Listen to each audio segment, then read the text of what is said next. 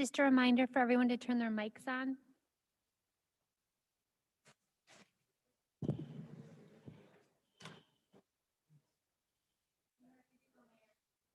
Thank you. I'd like to call to order the April 27th, 2021 meeting of the Plan Commission. The meeting has been, notices have been mailed and posted, and we'll continue on. We'll begin with item 1, the roll call. Stacy, could you do the roll call for us? Or I can do it, never mind. Mayor Kim Smith is here. Alder Tom Smith. Here. Jared Holter. Here. Dan Brock. Present.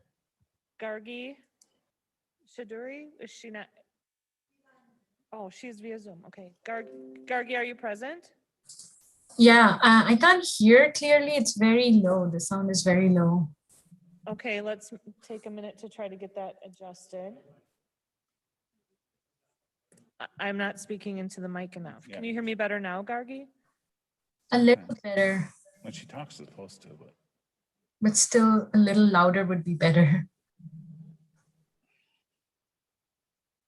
Okay, I'll continue with the roll and then we'll check back with Gargi and our online audience to see how they're doing. Newt Tempty, Present. Craig Breitsprecher. Present. Okay, we are all here. Gargi, have you noticed an improvement?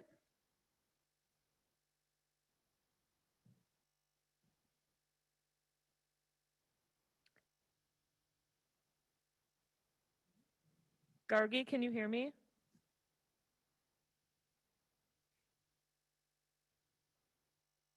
Is there anyone online who can hear me? Yes, we can hear you. Okay, thank you. Okay, Gargi, you have your microphone muted, I think. Okay, I'm sorry. Yes, I can hear you. And I'm That's okay. I just want to make sure everyone can hear. So, okay, we've gotten through the roll call. Now, item 2, approval of the minutes from the previous meeting. Motion to approve the minutes from the previous meeting, which was March 23rd. I'll second that. Thank you. We have a motion on the floor by Craig, seconded by Tom to approve the minutes from the previous meeting, which was March 23rd. Is there any discussion? Skip? Yes, line 118 is technically correct, but I think that for clarification, there should be a footnote there that should be 810 Second Avenue Southwest. So I recommend a footnote be put to that point. Okay, so that's an amendment.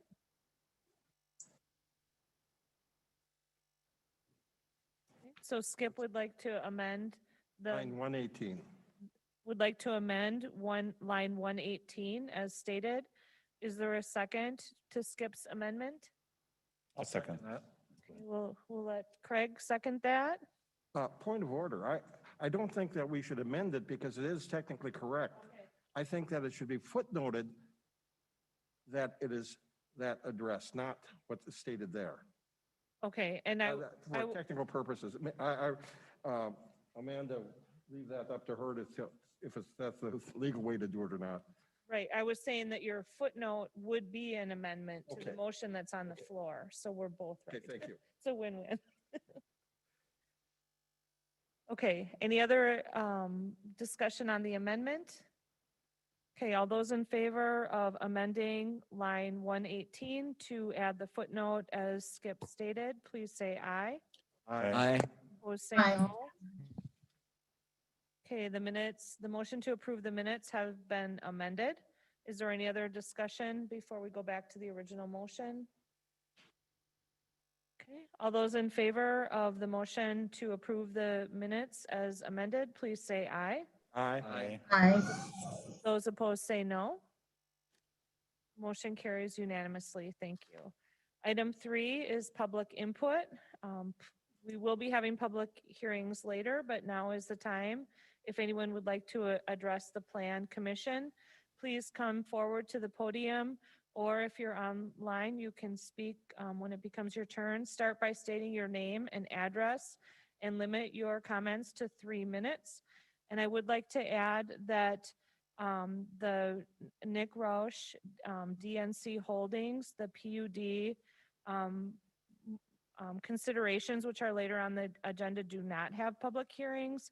So if you would like to speak about those, the time to do so would be during this public input session here at the beginning. So is there anyone who would like to address the Plan Commission this evening?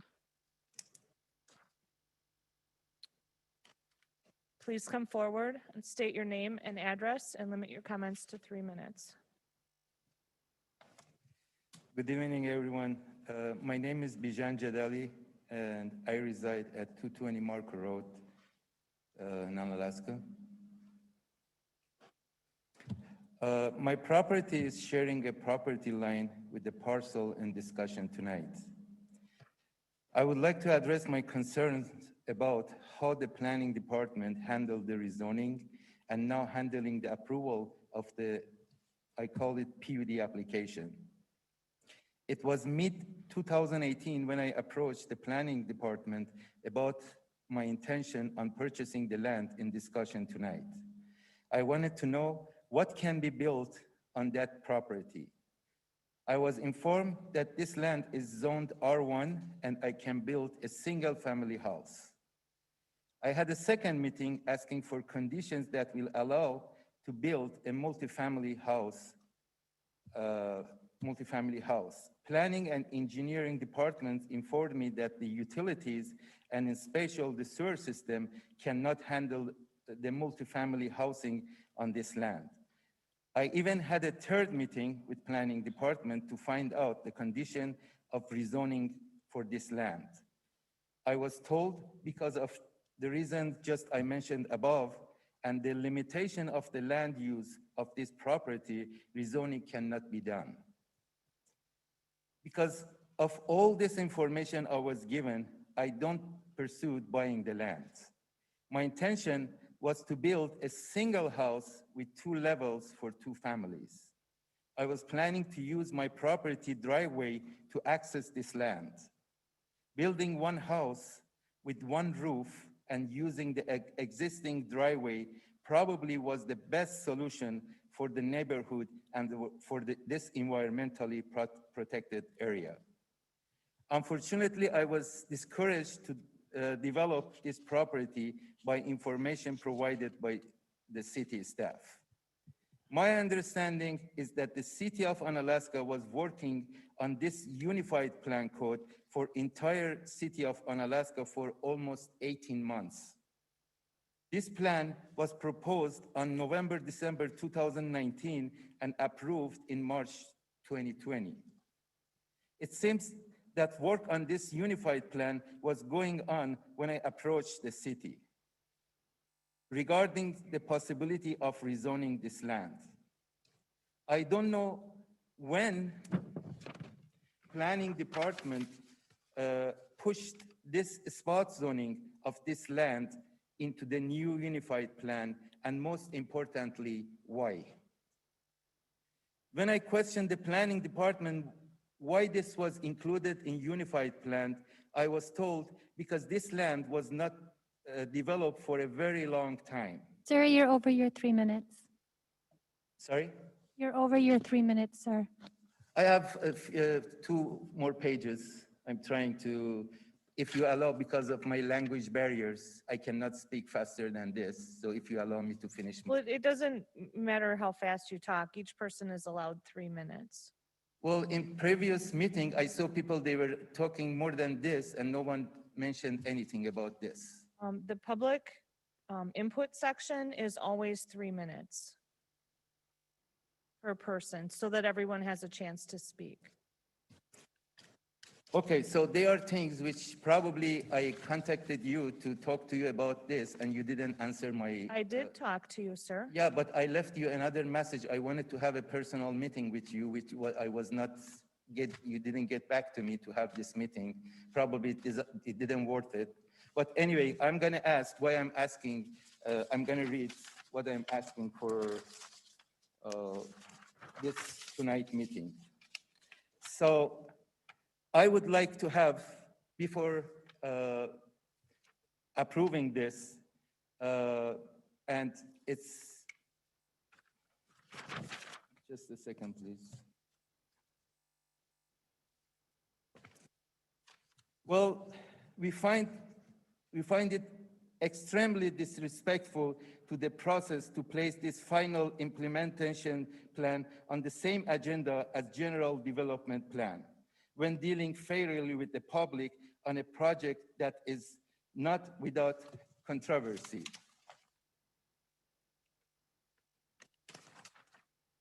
It gives the impression that there is no intention to listen to objections which we are making. Then what is the purpose of the public hearing and public input? We ask for, before approving any general or final implementation plan, to have the detailed erosion and stormwater control plans, driveway details plans showing the exact slope and exact position, as well as the stormwater runoff into the project stormwater management device, as the stormwater runoff into the project's stormwater management device.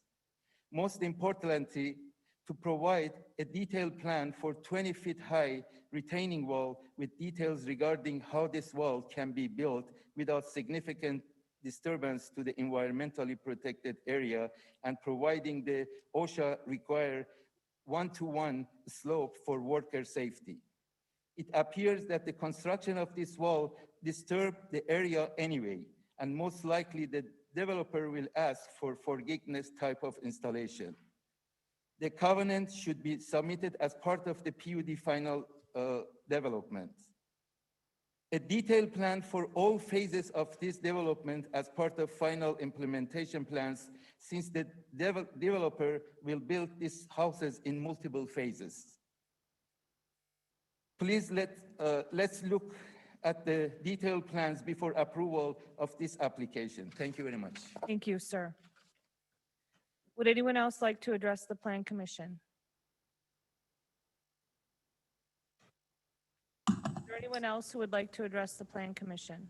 Yes, Attorney Chris Dyer, 200 Mason Street, Onalaska, Wisconsin. Thank you, sir. Go ahead. I want to hopefully finish the comments that Bijan Jadali was attempting to make regarding the rezoning of the individual property that's at issue here with regard to Roush Developments. The zoning occurred with a notice being sent to one person, the owner of the property that was being rezoned. This small property was rezoned to R3. It is an environmentally sensitive property. It should not have been zoned or rezoned to R3, but moreover, there should have been proper notice provided to the public who has an interest in being able to voice their opinions on what was happening with that property. But in my opinion, the notice was grossly inadequate. The notice that was provided to the public did not provide a map identifying the properties that were being rezoned and which would change the use of the property at issue.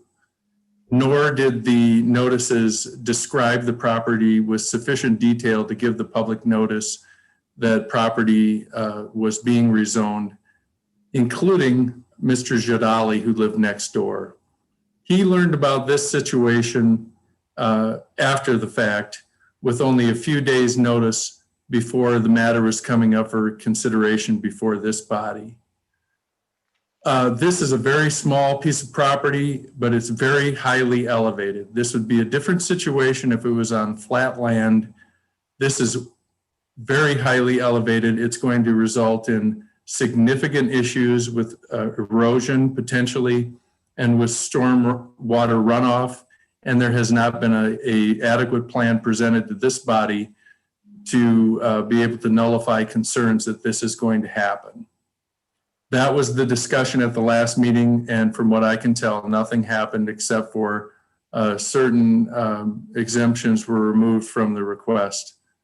This is again, an environmentally sensitive property. And it is a weird plan that's being presented to this body to approve. Nobody can doubt that. I don't know of any other situation like this that is being proposed to be developed in Onalaska like this. This is a weird situation. It is a weird piece of property, highly elevated with very specific concerns to the greater community around it and to the individual property owners next to it. We object to the way that this has proceeded from the point that it was rezoned to today's proceedings, and we're asking this body to reject the proposal from Roush.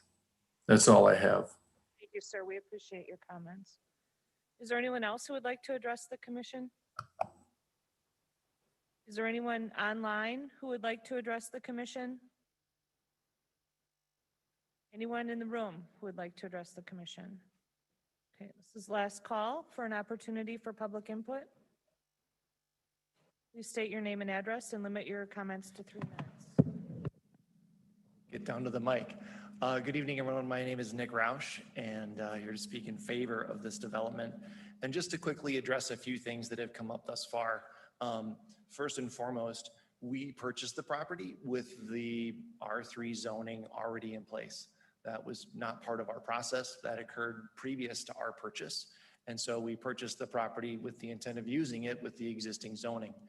Our plan is consistent with that zoning. In fact, there's up to 10 units allowed in an R3 parcel, and we only have 4 single-family residences planned for that parcel. And just to address a couple of the concerns that come up, the concern is that this is declared as spot zoning, and in my professional opinion, that's not true, because there's a parcel right next door that is multiple twin dominiums developed on a smaller parcel where the density of units per acre is actually higher than the parcel that we've purchased. So it isn't spot zoning, it's actually contiguous with the property to the southeast. That said, there was some commentary about it being a strange plan and sort of not making sense based on anything else in Onalaska. And actually the neighbor parcel has a singular driveway that's used to access multiple twindos, just the same way that we're planning a singular driveway to access multiple parcels on a condo plat. So it's actually really similar. It is a sloped site, much like all of the sites that wrap around that part of Marcoux Road. And we're very familiar with dealing with stormwater requirements and the things that are required from an engineering perspective on those parcels. And those are all things that we will work out in detail with site plan approval and staff. So I feel confident that we can achieve this development and have it be a great project, look fantastic when it's done, and hopefully be an asset to the neighborhood. I hope the Plan Commission holds those things in consideration tonight. Thank you. Thank you, sir. Is there anyone else who would like to address the Plan Commission this evening? Is there anyone online or in the room that would like to address the Plan Commission? Last call to address the Plan Commission during public input. Okay, that part of the meeting is closed, and we will move on to consideration and possible action on the following items.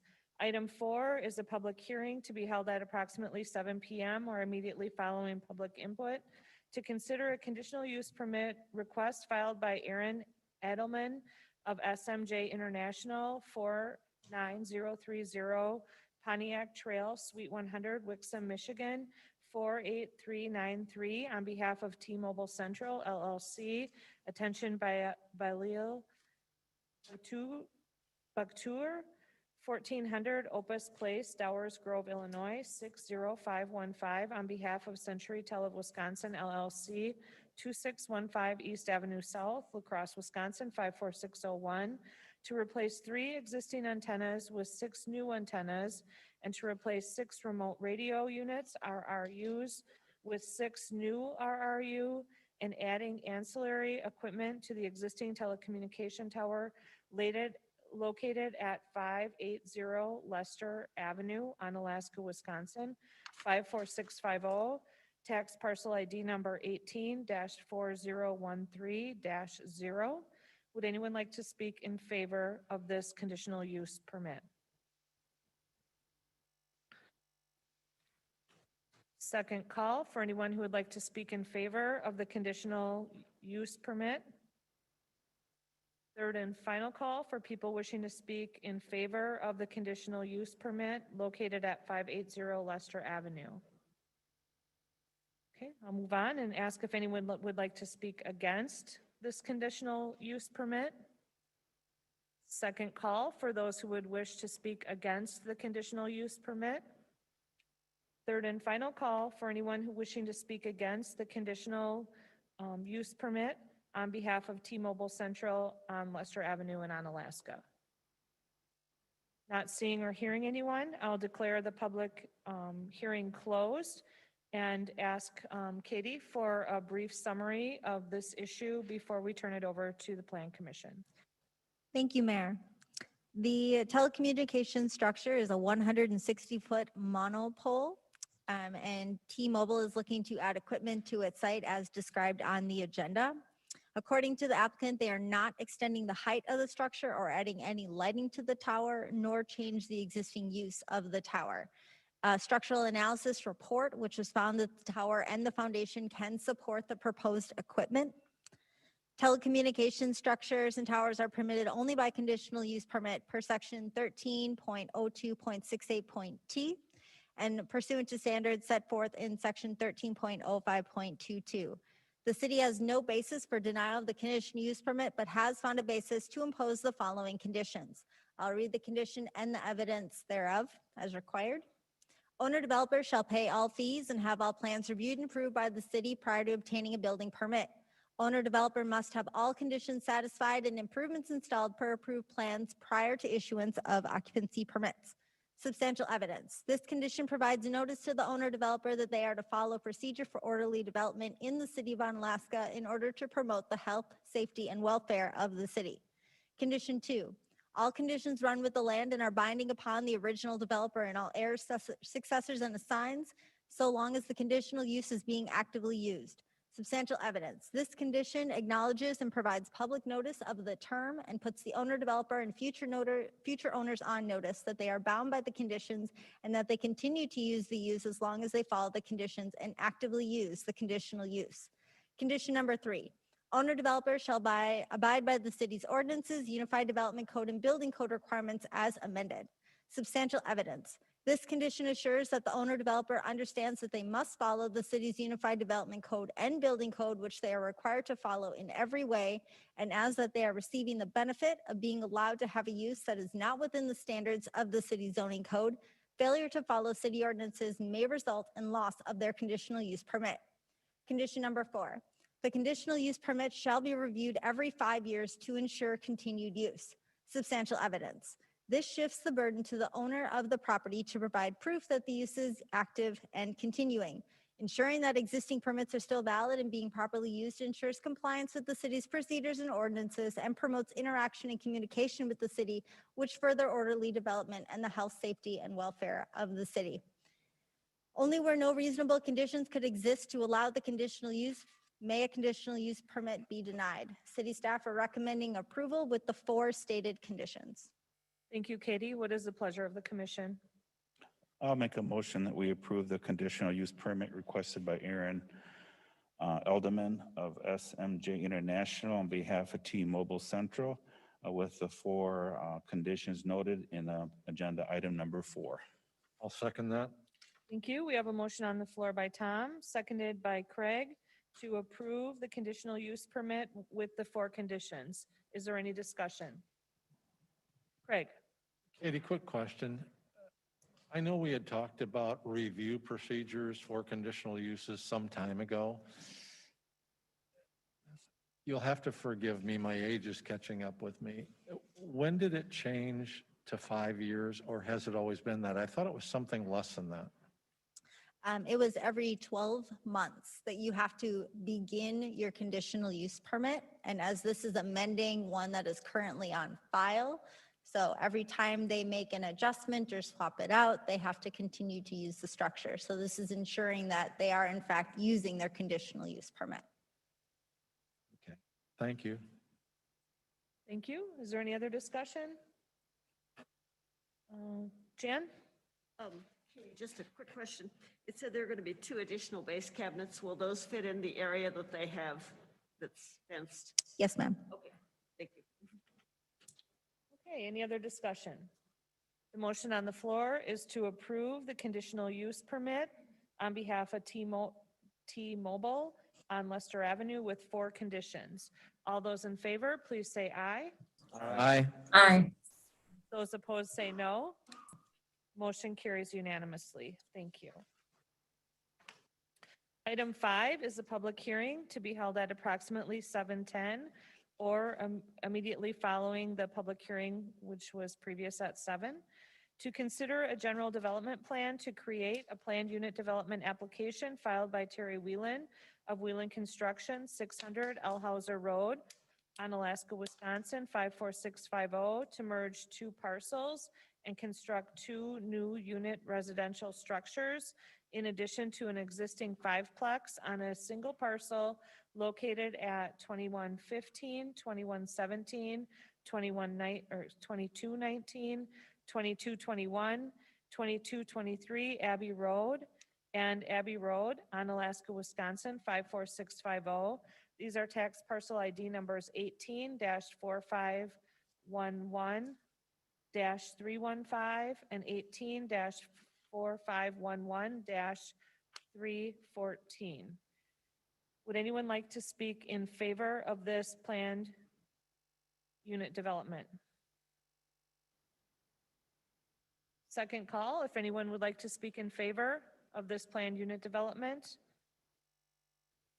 Third and final call for those speaking in favor of this planned unit development located on Abbey Road. Okay, I'll then ask if anyone would like to speak against this planned unit development. Second call, if anyone would like to speak against. Third and final call, if anyone would like to speak against the planned unit development on Abbey Road. Not seeing or hearing anyone, the public hearing is now closed, and I will turn it over to Katie Aspenson for a brief summary of the conditions and the project. Thank you, Mayor. This PUD request in specific is to define special site setbacks and architectural standards for the development of tax parcel 18-4511-314, which is located just off of Abbey Road. Historically, the city had approved a certified survey map where the anticipated access for this new parcel was going to be off a new city street that would run perpendicular to Abbey Road. They were to construct the new city street up to the southern parcel line and then install a temporary driveway to provide legal access to this site. The applicant is requesting to merge the property where there is a 5-plex today with this property that is currently vacant in order to provide immediate access to Abbey Road off that existing driveway, instead of installing the new city street. A new 2-unit residential building would then be constructed on the former lot. The street yard setbacks exceed the maximum allowable distance, which is 40 feet, which is essentially necessary as there is a power line easement where they cannot construct within that area. Included in the packet are the attachments that were provided by the developer. Specifically pertaining to item number 4, yard setbacks, they are requesting that UDC section 13.0225-1 requiring a minimum of 25 feet and a maximum of 40 feet for high density residential be waived, primarily due in part to the power line easement.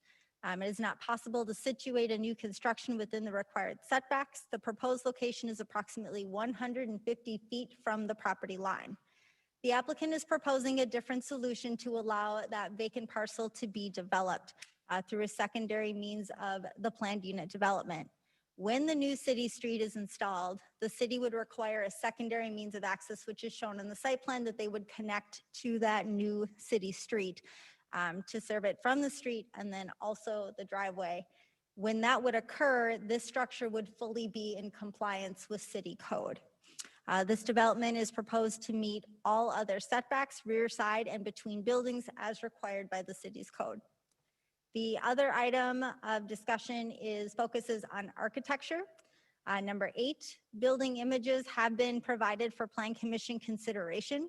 They're asking to deviate from 2 sections of our R4 standards, which require additional architectural details for facades that front on a public street. They have to provide additional vertical articulation every 40 feet at a minimum, in addition to minimum transparency of 20%, and they're not to have blank walls greater than 30%. So I know this is a lot of numbers, but what it ends up, the issue is that generally when someone orients off a new street, the front of the house faces the street. In this case, it's the side of the house that's fronting on the street. So due to that orientation, they have to do additional windows and the blank walls, and that's where the ask is made. As such, the side facade is proposed to solely contain vinyl siding with no architectural design articulations, and they're proposing a single window, which does not meet the 20% of transparency, nor does it meet the 30% maximum of a blank wall requirement.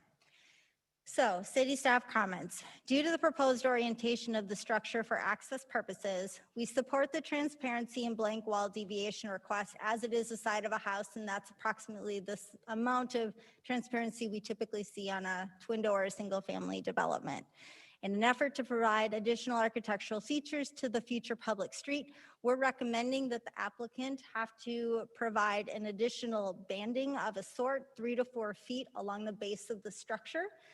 This was a similar thing that we required during site plan review for the 5-plex. The portion that also had the side yard facing the public street, and we required a banding on that side to provide some additional architectural details. So this would be consistent, and it is what staff is recommending, such as the stone feature that they are proposing on the front of the building. Please let me know if you have any questions. City staff have put together 14 conditions of approval for this general development plan. Thank you for that, Katie. What is the pleasure of the Plan Commission?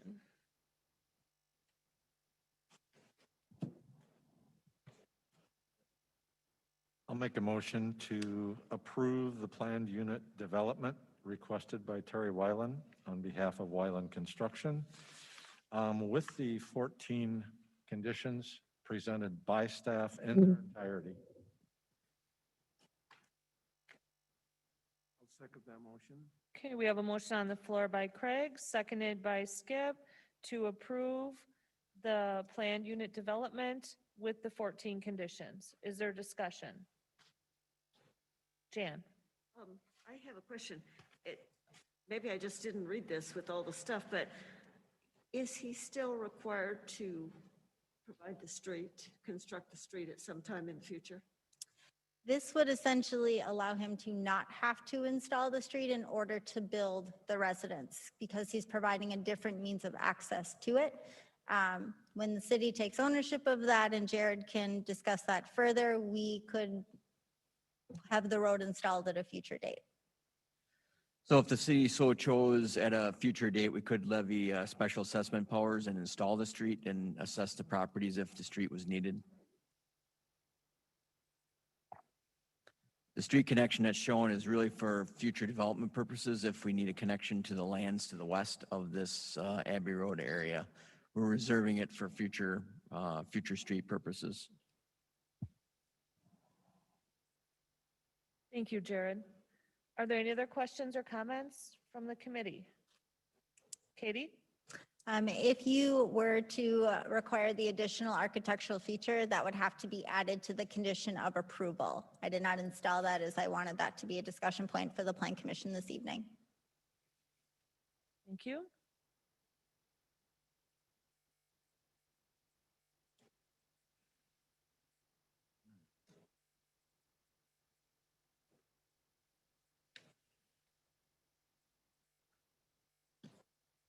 Is there any other discussion?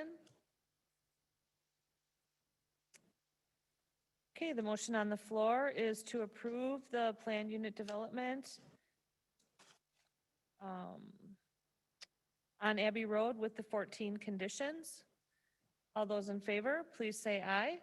Aye. Aye. Those opposed say no. Those opposed say no. Motion carries unanimously. Thank you.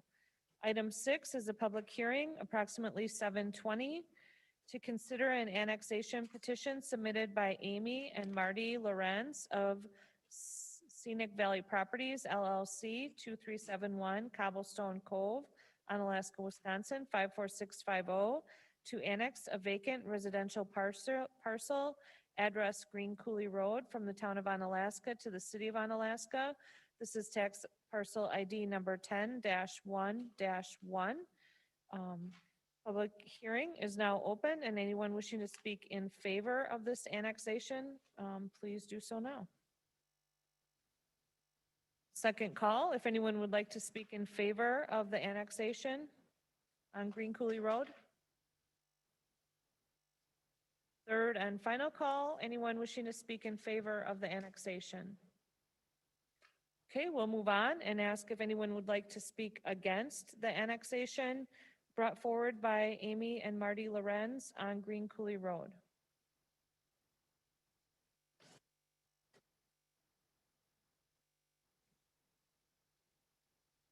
Welcome. Hi, I'm Calvin King, 1004 Green Coulee Road. I don't know if I'm really for or against the annexation.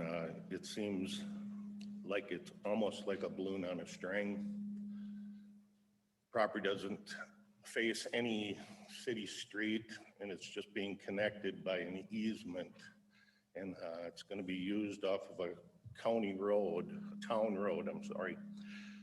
The other thing I wonder about it is, what would any setbacks be measured off of when they build the house on this? Because there's no front street yard. And what would the side yards be measured from? The other thing is this going to be zoned R1? That's what it's going to be, one parcel. So, but I'm probably not in favor of the way it is, because I don't know how you do any setbacks or where the house would be located. There's already a problem there with elevation and looking down into other people's houses. So this would be built right above another house. So guess I'm not for it, but thank you. Thank you, sir. Would anyone else like to speak against the annexation?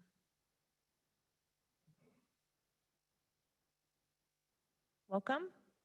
Thank you. My name is John Noble, N4915 Clifford Drive. My question is regarding the R1 zoning. I'm not opposed to single-family residence there. It's future splitting of that parcel. Can that parcel be built on?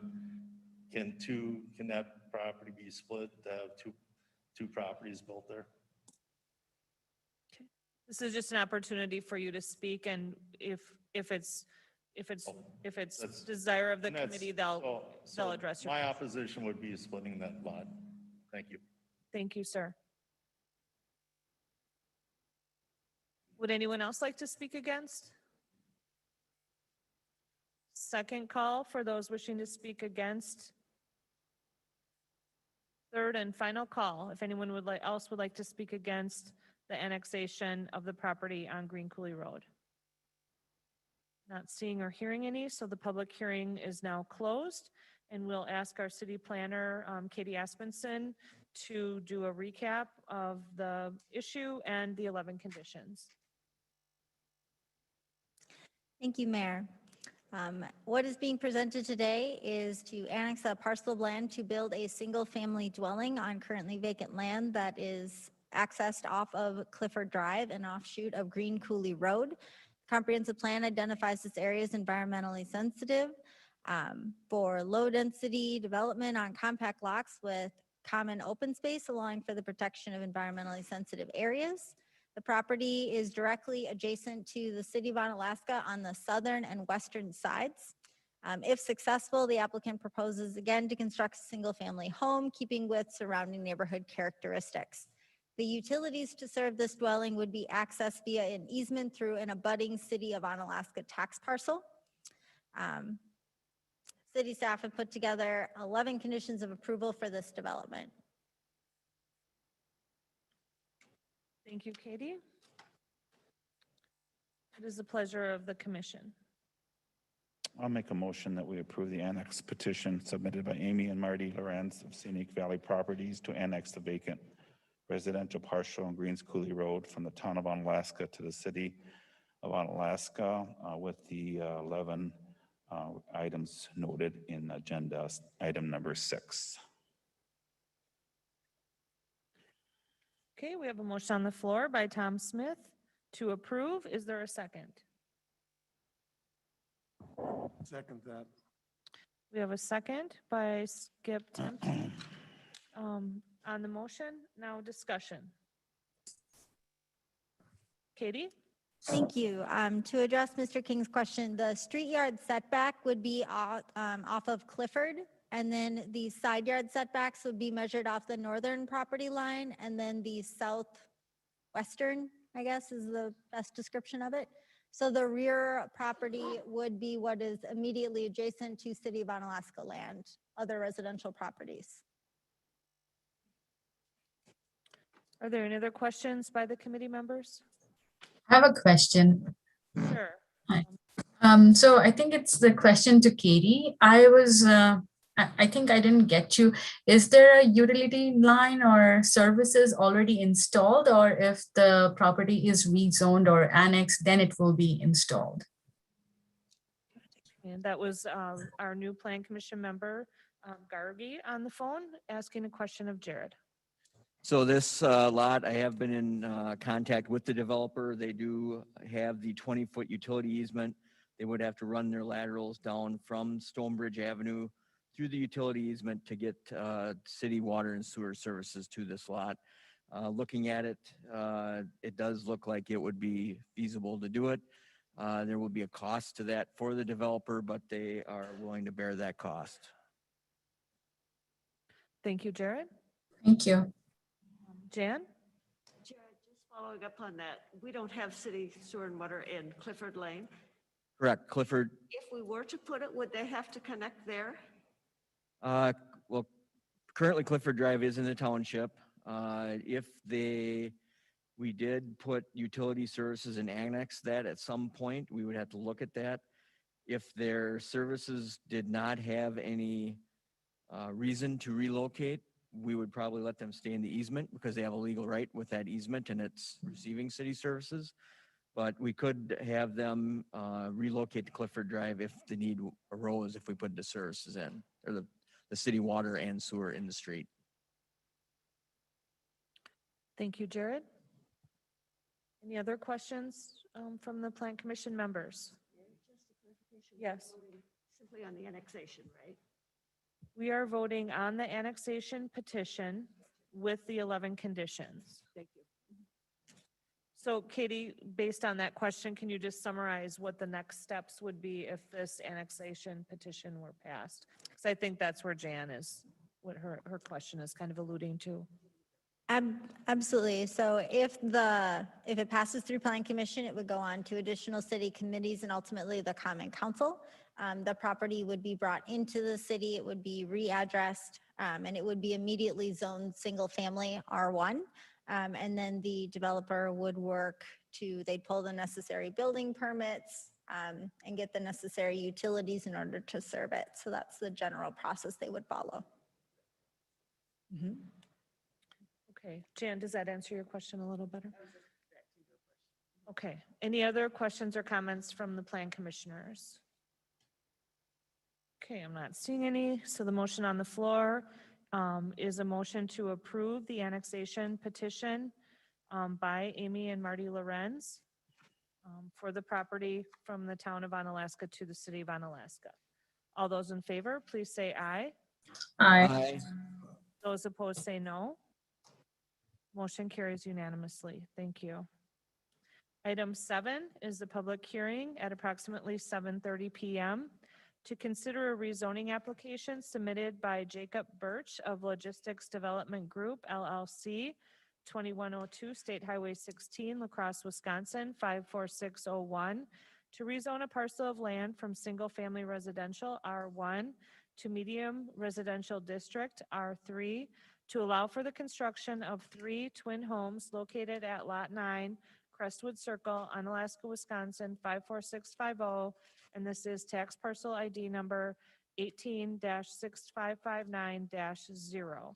So I'm now going to open the public hearing and ask first for anyone who would like to speak in favor of this rezoning application.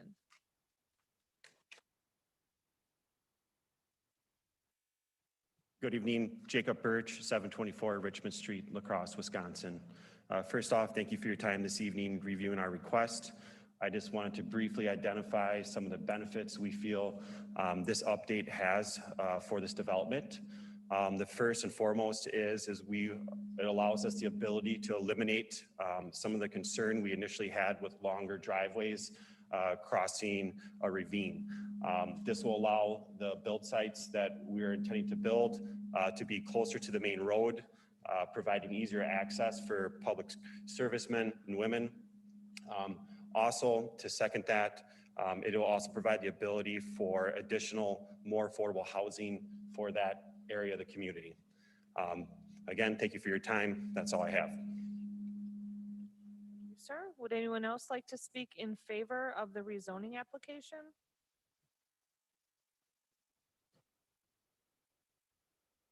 Second call, if anyone would like to speak in favor of the rezoning application at Crestwood Circle. Last call, if anyone would like to speak in favor of this rezoning application. I'm not seeing or hearing anyone, so we'll move on to those wishing to speak against. If anyone would like to speak against the rezoning, now is the time to do so. Would anyone like to speak against the rezoning application for Crestwood Circle? This is the third and final call asking for anyone to speak against the rezoning application. The public hearing is now closed, and I'd like to ask our city planner, Katie Aspenson, to summarize the zoning application highlights and the 9 conditions. Thank you, Mayor. This particular project is to construct 4 twindos, a total of 8 units on a single lot in Crestwood Estates. Lot 9 in question is currently zoned low-density residential R1, and they're requesting to rezone to medium-density R3 as required by the Crestwood Estates Planned Unit Development Amendment Conditions of Approval dated June 9th of 2020. Lot 9 of this plat is the only lot proposed to be zoned to medium density residential. Remaining lots will continue as low-density residential and be developed as single-family homes. Again, this is an extension of what you previously saw last summer, where they came forward to amend their planned unit development, noting the intention of this. The next step for them was to formally apply for rezoning after the plat was approved, which it has been. City staff have put together 9 conditions of approval for this development. Thank you, Katie. What is the pleasure of the Plan Commission? I'll make a motion to approve the request for the rezoning. Second. Was that with the 9 conditions? Correct. We have a motion on the floor by Jared Holter, seconded by Tom Smith, to approve the rezoning application with the 9 conditions as described. Is there any discussion? Jan? This is just a point of interest. On the yellow sheet, it says he's going to construct 3 twin homes. On ours, it says 4 twin homes, and the map shows 3. It's 3? Which is correct, Katie? Mr. 3, and my understanding No, was 3 as just- well, and when you said 4, I I thought it was 3, but just want to make sure. I don't think he could fit 4 on there. Apology for that. It is 3. That is a typo.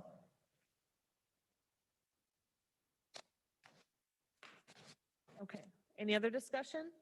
Okay, so the motion on the floor is to approve the rezoning application submitted by Jacob Birch to allow for the construction of 3 twin homes on Crestwood Circle, and there are 9 conditions. All those in favor, please say aye. Aye. Aye. Those opposed say no. Motion carries unanimously. Thank you. Item 8 is a public hearing at approximately 7:40 to consider a general development plan to create the North Kinney Cooley Apartment Planned Unit Development application filed by Justin Bird of Bird Properties, P.O. Box 27, West Salem, Wisconsin, 54669, on behalf of Goner Investments LLC, P.O. Box 1085, La Crosse, Wisconsin, 54602, to allow for a new multifamily development containing 4 apartments on a single parcel located at Kinney Cooley Road North on Alaska 54650, and this is tax parcel ID number 18-3625-1. So first of all, I'll ask if there is anyone here today that would like to speak in favor of this planned unit development.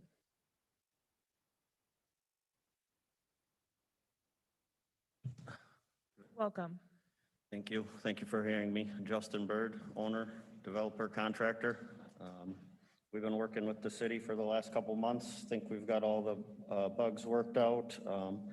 Beautiful development. We're excited to work under a PUD with the city. We have a few asks, so it is zoned properly already, but we do have a few asks that we need, so we're coming in under a PUD, which allows us to work closely with the city and works out best for both parties.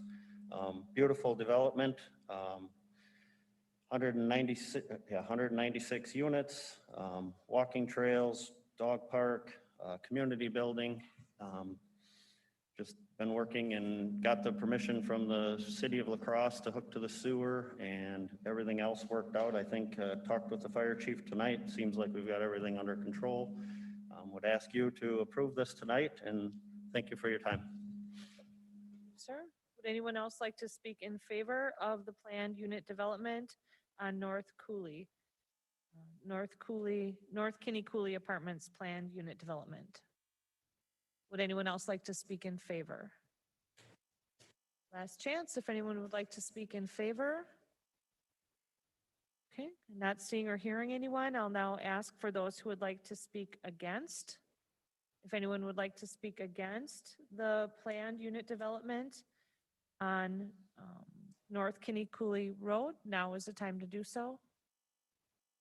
If anyone would like to speak against, third and final call for anyone wishing to speak against the planned unit development. I'm not seeing or hearing anyone, so I will declare the public hearing closed and ask our city planner, Katie Aspenson, to give us a brief summary of the planned unit development and the 21 conditions. Thank you, Mayor. This PUD request is to facilitate a multi-phased development on a single parcel that is currently zoned multifamily. It has approximately 6.5 acres of buildable area and approximately 14.5 acres of wooded slope that goes down to an unnamed stream that flows around the development. They are requesting exceptions to the Unified Development Code relating to site setbacks, architectural transparency, and parking lot landscaping requirements. The proposed development will include 4 apartments, multifamily residential buildings. 3 of them will house 51 units and 142 units. Each building will have underground parking and 3 stories.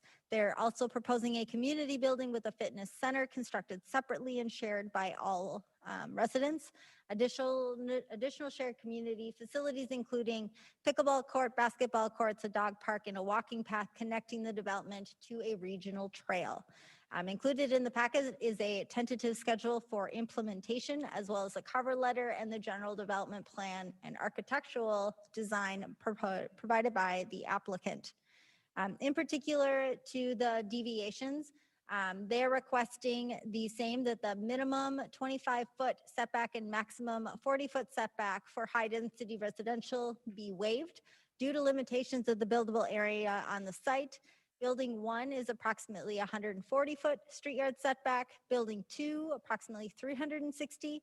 Building 3, 460, and Building 4, 320-foot street yard setback. City staff are in support of this request due to the unique parcel configuration and the actual limiting street frontage that serves the parcel. The development will meet all other setbacks, rear side and between buildings as required by the Unified Development Code. The next request for deviation is related to architecture. Building renderings have been installed in your packet, and the applicant has additional colored renderings that are available for Plan Commission consideration as well.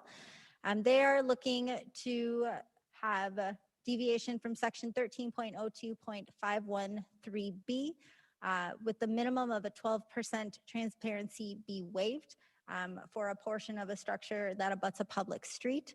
The current proposed architectural designs have approximately 7% transparency for end walls on building 1, 2, and 4, and approximately 10 on building 3.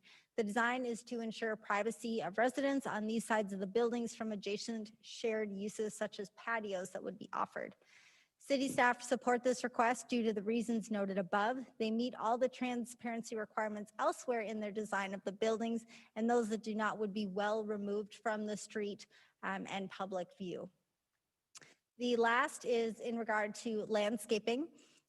Our Unified Development Code section 13.03.31E1 requires that landscaping of interior landscape islands for parking lots with more than 50 stalls be waived. Due to limitations for the building area on the site, if they installed these islands, it would inhibit free flow of traffic through the parking lots and occupy valuable space. They have included a master landscaping plan for your consideration this evening. We do support this request. The applicant is proposing a large amount of site and parking lot landscaping that actually exceeds the amount that we're requiring.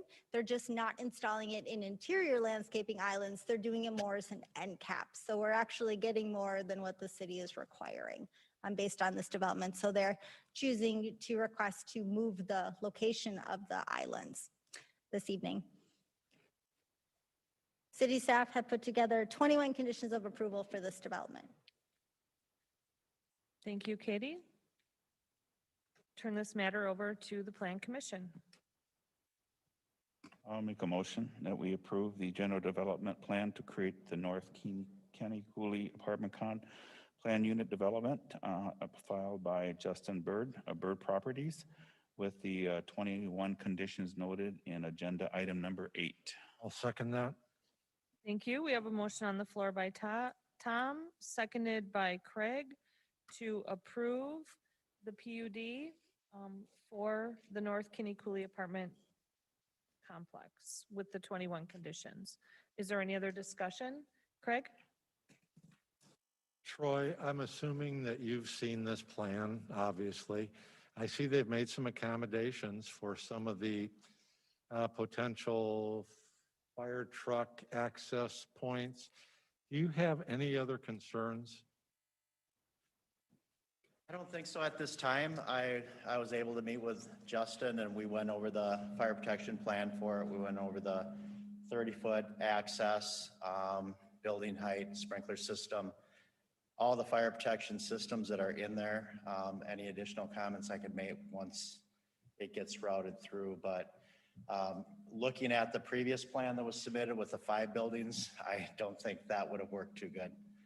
So you're correct, and we talked about that tonight. They tried to make more room for fire department access with the 4 buildings versus the 5. And I wouldn't insist on this, but has any discussion been had related to sprinklers? Pardon me, related to sprinklers? Yeah. Yeah, they're going to put in a 13-hour system, which is code compliant with that 3-story building. Thank you. Okay. Thank you, Troy. Is there any other discussion? Okay, the motion on the floor is to approve the planned unit development for the North Kenny Cooley Apartments with the 21 conditions. All those in favor, please say aye. Aye. Those opposed say no. Motion carries unanimously. Thank you. Item 9, public hearing, approximately 7:50 p.m. To consider an annexation petition filed by Christopher Meyer of Grandview Estates LLC, 1589 Madera Lane, Onalaska, Wisconsin, 54650, on behalf of J.D. Mansky Family Land Holdings LLC, 4833 Sheboygan Avenue, Suite 320, Madison, Wisconsin, 54705, for the properties located along State Highway 16 from the town of Madera to the city of Onalaska. These are tax parcel ID numbers 9-23-0, 9-14-0, 9-13-3, and 9-13-0. So I'll now open the public hearing and ask if anyone would like to speak in favor of this annexation petition.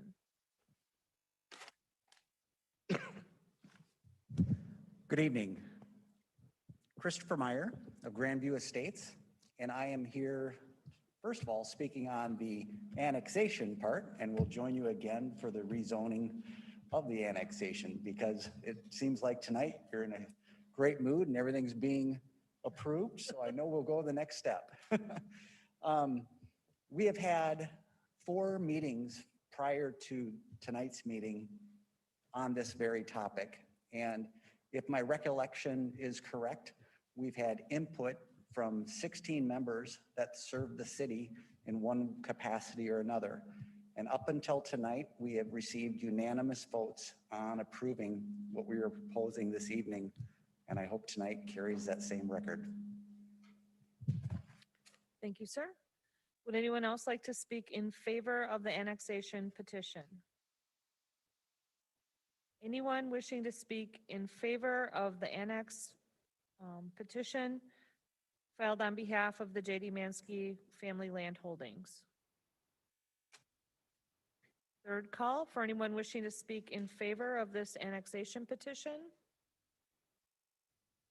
I don't see or hear anyone, so I'll ask if anyone would like to speak against the annexation petition. Second call, if anyone would like to speak against. Last call, if anyone would like to speak against this annexation petition filed on behalf of the J.D. Mansky Family Land Holdings. Okay, the public hearing is now closed. We'll ask our city planner, Katie Aspenson, to give us a summary of this item and the 7 conditions. Thank you, Mayor. This property includes vacant land that is adjacent to State Road 16 and Crestwood Lane. It is currently located in the town of Madera. Neighborhood characteristics include single-family homes, 2-family residential and multifamily developments. The comprehensive plan was recently amended, allowing a combination of mixed-density residential, mixed-use district smart growth areas, environmental sensitive residential, and also environmental corridor. The applicant intends to annex a total of 35.32 acres of vacant farmland blufflands via 4 tax parcels from the town of Madera to the city of Onalaska with the intention to develop a mixed-use development. The city of Onalaska is directly north and south of the subject parcels, and access would primarily come off of Crestwood Lane. As stated, the applicant recently amended our future land use map to accommodate this request, and they are requesting single-family residential R1 as the incoming zoning district that would cover the entire area. Additionally, as shown in agenda item number 10, the applicant is requesting a planned unit development for full description to further establish future zoning for this parcel. City staff have put together 7 conditions of approval for this development. Thank you, Katie. What is the pleasure of the Plan Commission? I'll make a motion to approve with the 7 conditions. I'll second. We have a motion on the floor by Jared Holter, seconded by Tom Smith, to approve the annexation petition with the 7 conditions. Is there discussion?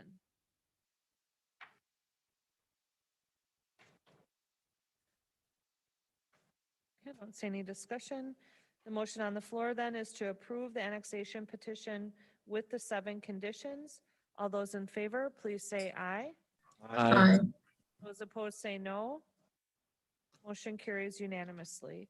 Item 10 is a public hearing at approximately 8 p.m. to consider a general development plan to create the Grandview Estates Plan Unit Development application filed by Christopher Meyer of Grandview Estates LLC, 1589 Madera Lane, Onalaska, Wisconsin, 54650, on behalf of the J.D. Mansky Family Land Holdings, LLC, 4833 Sheboygan Avenue, Suite 320, Madison, Wisconsin, 54705, to allow a mixed-use development containing a combination of single-family residences, twindo duplexes, 3-8-unit townhomes, row houses, multifamily dwellings, and commercial uses located along State Highway 16, Onalaska, Wisconsin, 54650. These are tax parcel ID numbers 9-23-0, 9-14-0, 9-13-3, and 9-13-0. I'd like to now open the public hearing and ask for anyone wishing to speak in favor of this general development plan. Planned unit development. Christopher Meyer, Grandview Estates. Thank you for the unanimous annexation. The next step is in front of you, which is the rezoning requirements that we are asking for to have this development work. This is kind of a necessity to go forward. The economic impact that we're proposing to bring into the city of Onalaska on these 35 acres is just under $35 million worth of development. In today's tax mill rate, it is just under $900,000 of tax base being brought into the city. Our proposed plan is basically a mirror of the existing neighborhood around the property. It is the single-family homes, twin homes, 8 units, just a mix of the existing neighborhood. So it fits very well, and I believe that's why we received unanimous decisions up until today. The map that has been presented to you by Katie is pretty much the exact same map that we went through the entire process with 2 or 3 small tweaks. The reason why we are asking to have the development approved as a PUD is really only 2 things that we're asking for that are non-conforming. The first item is on the R3 and the R2 zoning. We're requesting a 6-foot setback versus the required 10-foot setback. The original development had 37 lots, and we dropped it down to 34 lots to increase the green space and lower the density.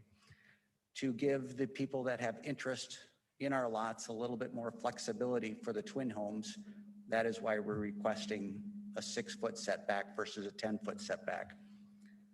The other item that we're requesting that's not conforming to a standard straightforward development is only for 3 lots, lot 39, lot 40, and lot 41.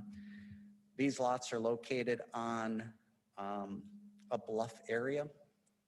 And because of the building sites on these 3 lots, the setback is greater than the 50-foot that is in the code on a cul-de-sac. Now, these 3 lots, if needed, we can separate out of the development and leave them in the town of Madera. And then if the 10-foot setback being requested to a 6-foot setback isn't adapted, then the last item that we're asking for actually doesn't need to exist. The last item that we're asking to be omitted is a 15% green space that's required when you apply for a PUD. If you apply for a development that is not a PUD, this 15% green space is not required anywhere within the city of Onalaska's code. So I guess in closing, we would like it to go forward as we presented it. We do understand that 2 of the items are not supported by the city staff, which is the 6-foot setback to the 10. But with our adjustments dropping down from 37 lots to 34 lots, we've actually, again, increased the density or decreased the density and increased the green space. And the 3 lots, we would like to bring them into the city of Onalaska, but it would be easy enough to leave them where they're at and then work with them through a different avenue. But we would like it to go through as presented, and thank you very much for your time this evening. Thank you, sir. Would anyone else like to speak in favor of the planned unit development? Second call for those wishing to speak in favor. Third and final call for anyone wishing to speak in favor of the planned unit development on behalf of the J.D. Mansky Family Land Holdings. Not seeing or hearing anyone, so we'll now ask if anyone would like to speak against. Would anyone like to speak against this planned unit development application? Anyone wishing to speak against? This is the last call. If anyone Can would you hear like- me? Yes, I can. Please state. Okay, your name. Brad Heitzman, N4603 Crestwood Lane. I have a couple concerns. One is the R3 zoned lots. I didn't really see any kind of specification on how many units were going to go in there versus 2 to 6. That's kind of a big span. And then also access. I'm looking at the map and it's showing, it says in the plan that there is going to be access to Maple Lane, but that is shown as or that's shown as 104, which was supposed to be stormwater. And I'm just concerned that bringing in 100 new commuters could cause a lot of congestion at that intersection between Crestwood Drive or Emerald Drive and Highway 16. That's all I have. Thank you, sir. Would anyone else like to speak against the planned unit development? Okay, this will be the last call. If anyone would like to speak against the planned unit development. Okay, the public hearing is now closed, and I'll ask Katie to give us a summary and the 29 conditions. Thank you, Mayor. As previously noted, I gave the conformance with the comprehensive plan that this proposed plan is in conformance. As shown in the map, lots 1 through 8, 22 to 26, 33, and 34 are shown to be a variety of 2-unit to 6-unit row house or townhome for a medium density R3, which is in purple. In yellow is lots 9 through 21 and 27 through 32 to be either a twin home or a duplex. For a, R2 low medium density residential. Lots 35 through 55 are single family homes with low density residential shown in blue. And then lots 56 through 59 is a mixed use neighborhood proposed for the red area, which could be a combination of commercial and or multifamily apartment dwellings. The very first deviation by the applicant for the Unified Development Code is per section 13.02.332D, permitted uses. Generally, when we have a planned unit development come forward, we have established based zoning district. So the applicant in this instance is requesting to annex land into the city, have all that land zoned single family residential as previously discussed in the last agenda item. The purpose for this request is to allow for an easier transition to eventually subdivide those parcels through a platting process and have the right of zoning intact via approval of this general development plan. So if you approve this general development plan, with showing the lots that I noted in those associated colors, you are essentially establishing a right that they will be able to do those zones in those districts. The general development plan will be conditioned upon the final implementation plan that has not yet come forward, and the proposed zoning is not considered final until that plan comes ahead and is approved by the Plan Commission and the Common Council.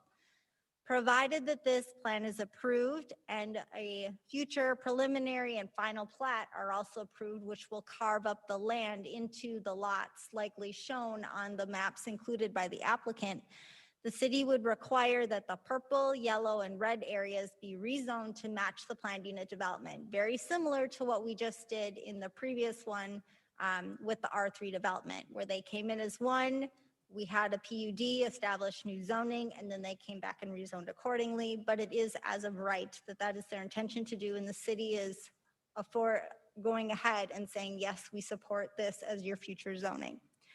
It is anticipated that the subsequent rezonings would be approved because they're being required by the city. Any deviations from those designations, if they wanted to change one lot from this to that, they would have to amend the PUD in addition to a rezoning.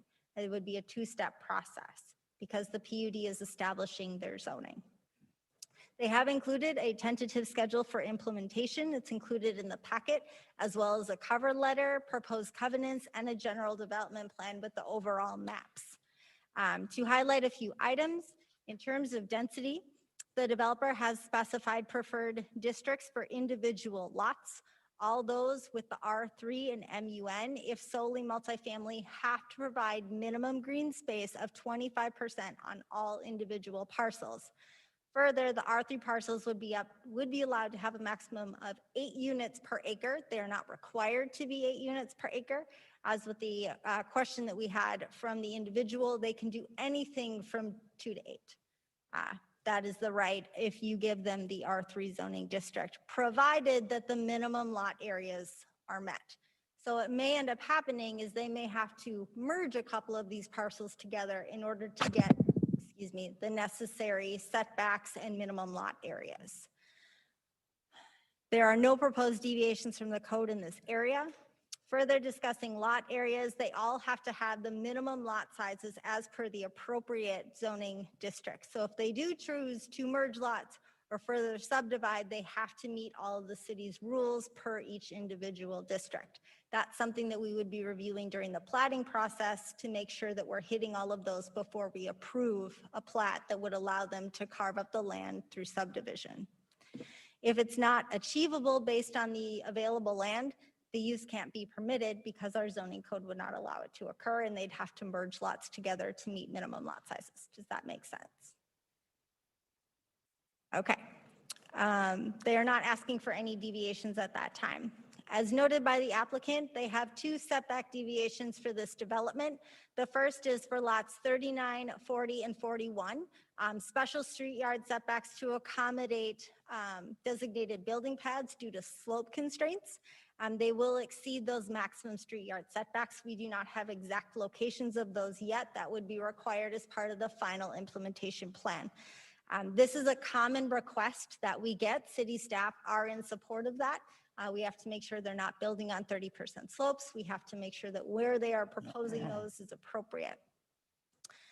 The second, and I would like during discussion, the developer to clarify, I was under the impression that they were requesting in both the R2 district and the R3 district, not just R2, that they wanted to require the 10-foot setback be reduced to 6. City staff are not in support of this reduction down to 6 feet. The 10-foot side yard setback has been consistently applied on all twin-doe and duplex and multifamily subdivisions since the original adoption of the city's zoning code in Onalaska. The purpose of the setback is to ensure fire protection between structures, reduced density, and an increase of green space and recreation areas for dwelling residents.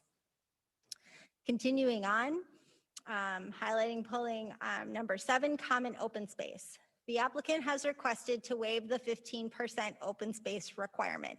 They have noted that the lots that are included as 101, 102, 103, and 104 could potentially be stormwater ponding areas or potential parkland, which when you add them all up, add up to 2.88 acres, which is 9.4% of open space. Do note that in order to meet the city's rules, a dedicated park, if they wanted to reduce their park fee, would have to be a minimum of 2 acres in size. And then you could only count accessible stormwater ponds. So if it's 30% slope and it's not accessible to the public, that open space could not apply to the 15%. None of the aforementioned lots actually meet that 2 acre in size, so none of those proposed areas could be public parks. It's possible that the developer could do a private park that would be held by them as an opportunity, but it could not be a public park that would be able to reduce the park fee. City staff is not in support of this request. Planned unit developments are intended to allow for creative developments that provide common open spaces for all residents to enjoy. As noted before, many individuals have seen this particular plan, the Long Range Planning Committee, the Plan Commission, and ultimately the Common Council. And the Long Range Planning Committee and the Plan Commissioners question the availability of parkland and open recreation space for all of the new residents that are to live here. I do not believe that common open space is being addressed by this development.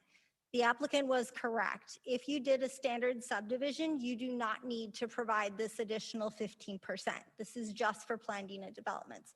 And the reason for that is we are allowing flexibility from our code as a give, and one of those requirements that they are supposed to provide to us and to the residents to make it a unique development is to give us a minimum of 15% of common open space for all residents. If the developer maneuvered their plan and they offered a minimum of a 2-acre parkland that would be approved by the Parks, Recreation, and Library Board, in addition to accessible ponds to serve them, city staff may support a reduced amount down from 15, but we do not support not having any at all. Further, this goes back to the previous request where they asked to reduce the side yard setback down to 6 feet. So not only are you asking to not provide a minimum of 15% green space, you're asking to further reduce what 10-foot to 4-foot separation between buildings, which is open area for people to recreate it is today, which is less open space overall for the entire development. In terms of architecture, they have provided a detailed set of draft covenants that would govern all architecture design elements throughout the structure. They will be required to adhere to all district-specific standards for the MUN and also the R3, as no deviations have been proposed. They're planning to meet all parking requirements. So those are some general comments to their plan for this evening. We've put together 29 conditions of approval for this development. Thank you for that, Katie. We'll turn this matter over to the Plan Commission.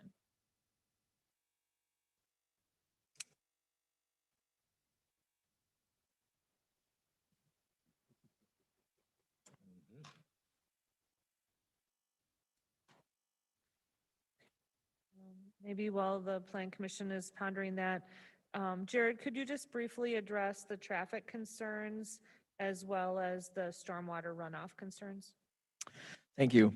Actually, in the next few weeks, there's actually going to be a new traffic signal that'll go operational at the intersection of Emerald Drive East and State Trunk Highway 16. So that will assist with access to State Trunk Highway 16. You will see more traffic along Crestwood Lane currently than what is there, but that is standard city street, 37 feet in width, and with these traffic volumes, I think that street can handle that amount of traffic. Stormwater, they do have the outlet shown. We have not seen any calculations yet, which is standard that we would not. I think they'll most likely need a lot of those outlots to be used up for stormwater management. There'll be not all of those, but there will be to meet the city ordinances for stormwater runoff and DNR standards for 35 acres of development. It will take a lot of that land for the stormwater runoff. I think it's doable, and what's shown just with the lay of the land, I think they could probably get to work, but you're not going to have a lot of land left. Thank you. I'll make a motion that we approve the general development plan to create the Grandview Estates planned unit development filed by Christopher Meyer Grandview Estates with the 29 conditions for approval and open discussion.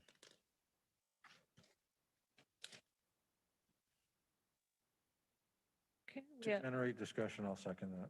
okay, we have a motion on the floor by Tom, seconded by Craig, to approve the planned unit development with the 29 conditions. Discussion, Craig? Number one, I cannot possibly support a 40% reduction in side yard setbacks. I think going the route of a PUD grants you flexibility in the development process, but that doesn't mean everything in the Unified Development Code goes out the window. I think these things are important. I think it's necessary. Additionally, the reduction in green space, I also, as staff indicated, I find that unacceptable as well. I think there are other things possibly that can be done to accommodate that. And I guess I'd like to see the developer explore those options. Thank you, sir. Any other discussion? Jan? And I'll go to Jan. Tom next. Go, Jen. I'm always the one who speaks against density, and Craig, I agree with you 100%. Especially in the world we live in today, we need additional green space. And I know it doesn't seem like a lot, but it could be, especially today. So I agree. Thank you. Tom? And I'm going to concur with you too. That's what I was going to say. I wanted to open it up for discussion because I think those are two real important things. And this is a big development. I mean, this is going to be a lot of space.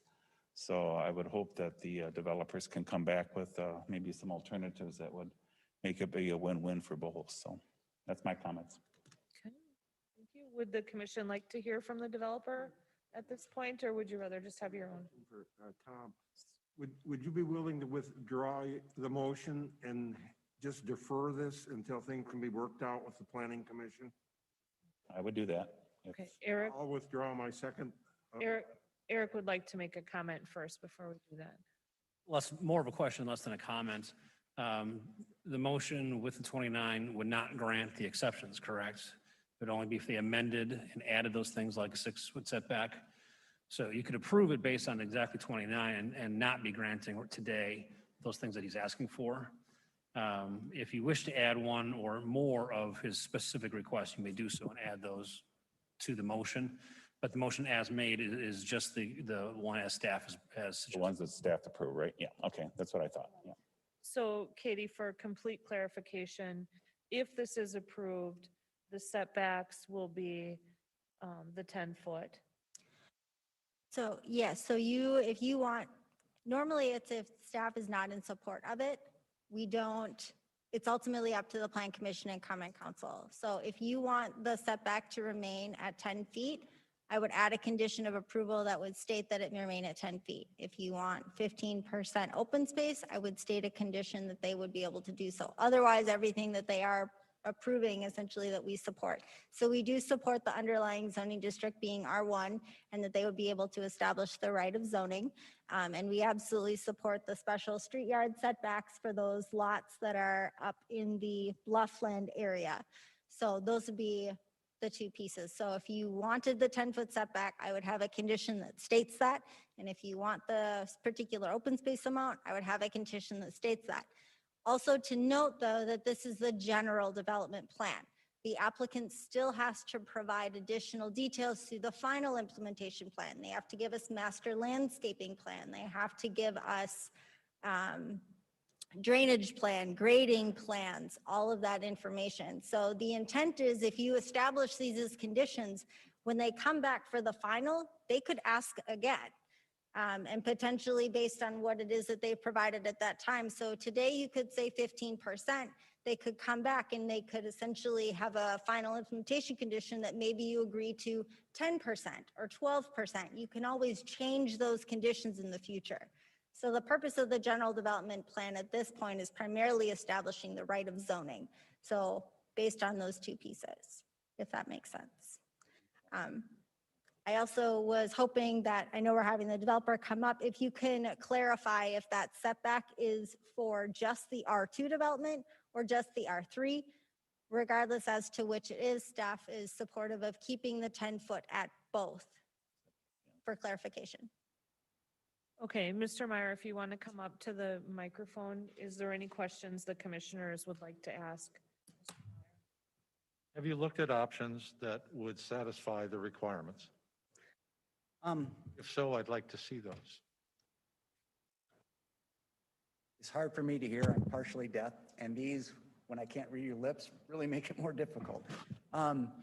We have looked at different options, and at this time, the 6-foot setback requirements, we would like to withdraw it. It was only to give flexibility for people that are interested in the lots, so they could maybe make a larger footprint.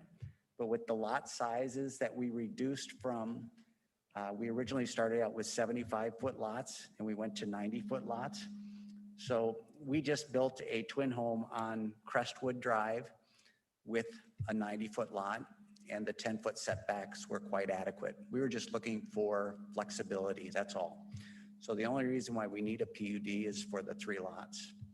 The one requirement of the more than 50-foot setbacks. So I guess what my point is a PUD necessary for 3 lots to need a adjustment over the entire development of 59 lots? So are you, well, for one, you need it to establish your base zoning district, or you would have to just follow all the standards. So if we're amending that decision, that's substantially different than what we noticed as a public hearing. If you were going from the 35 acre down to only 3 lots, I would defer to our city attorney, but I think that's substantial enough that that's something that we'd have to re-notice. If you did choose to simply no longer ask for a 6-foot setback and just stay at the 10, that's fine. Then that would satisfy that concern of the Plan Commission. So they would no longer be asking for the 6-foot. They would just be asking for those special. But you also need a PUD if you want to guarantee your zoning, which applies to the entire development. So if you didn't want to guarantee your zoning and you wanted to come in on a case-by-case basis after the plating process, after it's all been carved up, you would have that opportunity to just follow a standard rezoning practice. This is more of a guarantee of what you'd like to do in the future, as opposed to coming in after the fact, after a preliminary plat, after a final plat, after everything's developed in terms of streets and utilities, then you would come back to rezone. Does Thank that you. make sense? Thank you, Katie. Eric would like to say something. It's our city administrator. I would maintain that based on what I'm hearing from both the developer and some concerns from the Plan Commission and staff, that approving of the general development plan at this point in time with the 29 conditions, especially if he's pulling off the request for the 6-foot setback, still makes sense to me, because as Katie mentioned, for the final implementation plan, we still have to come back. So that gives both the developer and Plan Commission time to think about the 15% setbacks for, or 15% green space requirements, and possibly come back with a different plan or reasons why that doesn't work. So you'll see it again, but in order to keep things moving forward, I'd recommend the original motion and second that was already presented, especially since he's pulling away from the 6-foot setback, and we can make progress still on the other 15% issue. Then we would want to have an amendment specifying the condition of the 10-foot setback being maintained, as well as the 15% green space. Is that correct? You would no longer have to address the 10-foot side yard setback, as they're willing to not ask for it any longer. So if you were to continue to move this forward tonight and your only concern at this time is the green space, I would recommend adding a condition of approval requiring whatever percentage you are comfortable with as today. And again, knowing in the future with the final implementation plan, that is again negotiable if the developer should ask. Thank you. Commissioners?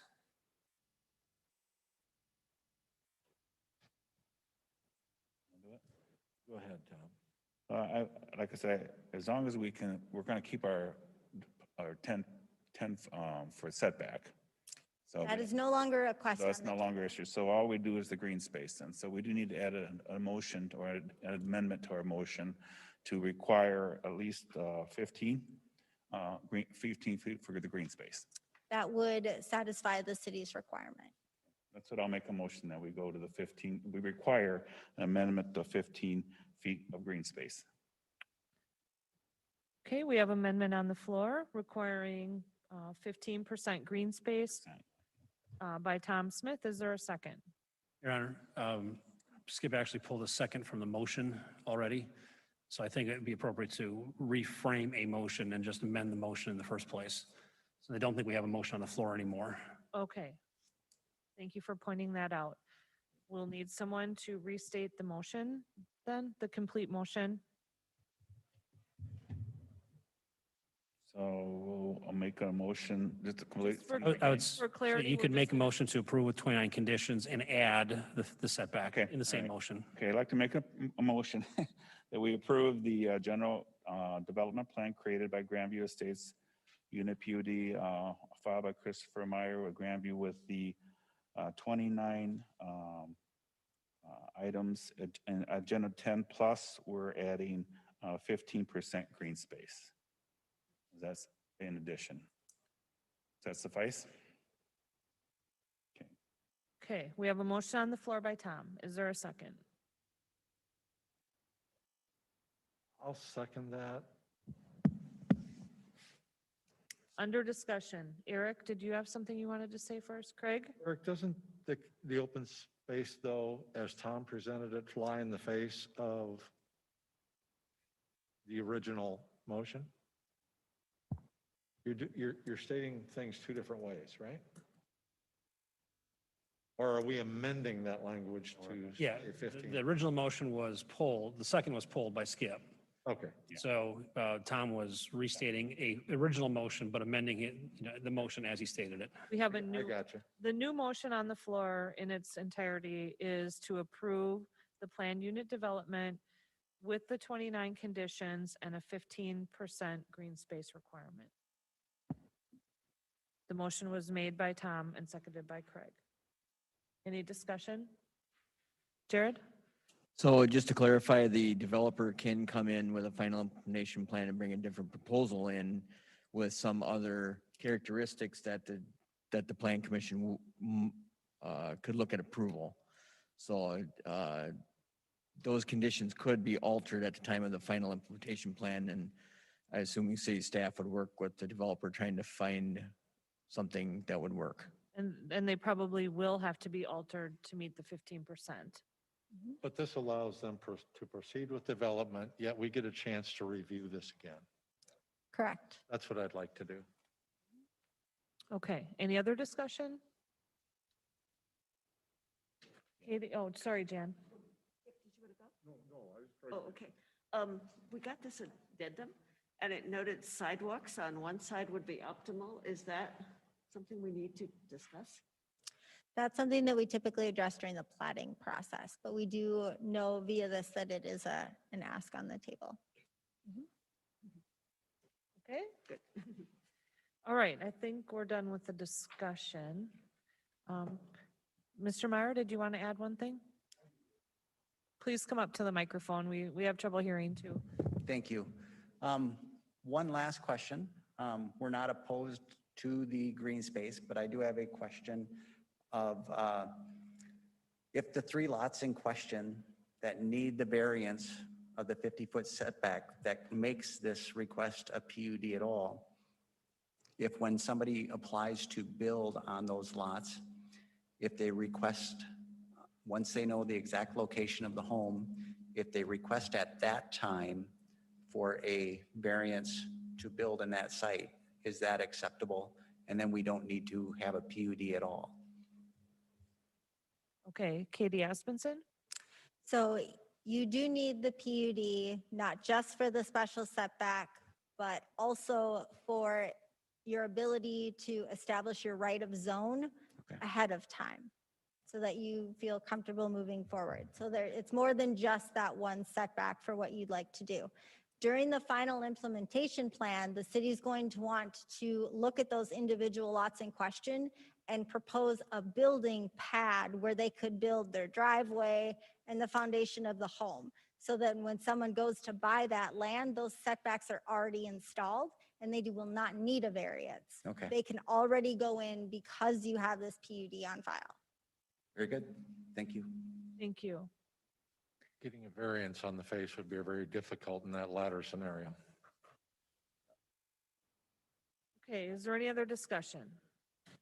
Motion on the floor is to approve the planned unit development for the Mansky family land holdings with the 19 conditions and the 15% green space requirement.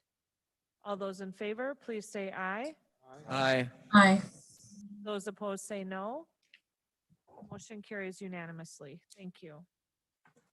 Item 11 is to consider the final implementation plan to create a planned unit development application filed by Terry Wieland of Wieland Construction, 600 L Hauser Road, Onalaska, Wisconsin, 54650, to merge two parcels and construct two unit residential structure in addition to an existing fiveplex on a single parcel located at 2215, 2217, 2219, 2221, 2223 Abbey Road and Abbey Road, Onalaska, Wisconsin, 54650. These are tax parcel ID numbers 18-4511-315 and 18-4511-314. Katie? Thank you, Mayor. I've previously run through this property and proposal with a general development plan. Again, I would like to bring up the architectural deviation that if you wanted them to install additional facade improvement, architectural delineation, you would need to add a condition of approval to the 13 that city staff have put before you this evening. Other than that, we are welcome to your decision this evening. Thank you, Katie. What is the pleasure of the Plan Commission? I'll make a motion to approve with the 13 conditions. I'll second that. We have a motion on the floor by Jared, seconded by Craig, to approve the final implementation plan to create a planned unit development by Terry Wieland with 13 conditions. Discussion.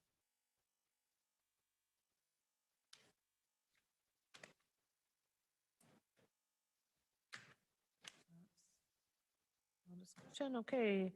The motion on the floor is to approve with the 13 conditions. All those in favor, please say aye.